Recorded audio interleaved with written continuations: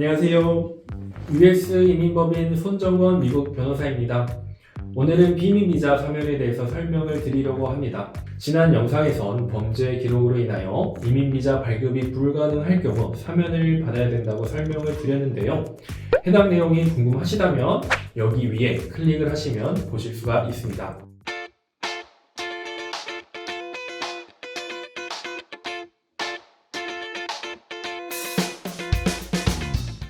미국 이민법 INA 섹션 212D3 조항에 따르면 기본적으로 비민 비자도 미국 이민법인 INA 섹션 212A에서 명시하고 있는 이민 비자 결격 사유 룰을 따르지만 이민 비자를 신청할 수 없는 범죄를 가진 자라 할지라도 비민 비자를 신청할 수 있는 경우가 있습니다. 예를 들어 15년이 지나지 않은 비도덕적 범죄 기록이 있어 이민 비자를 신청하지 못하는 경우가 있지만 비민 비자는 이에 대한 제한이 없습니다.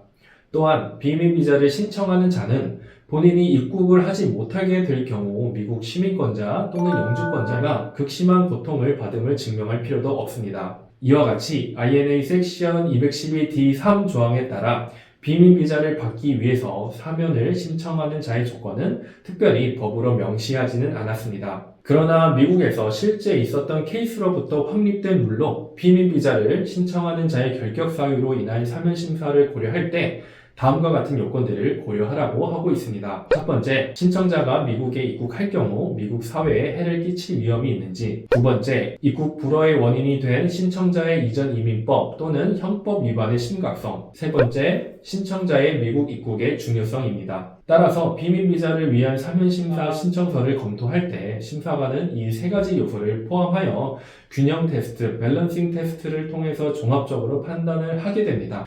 이민비자를 신청할 수 없는 요건을 가지고 있지만 비민비자는 신청할 수 있다는 점에서 일견 이민비자보다 비민비자의 사면심사를 받는 것이 수월해 보이기도 합니다.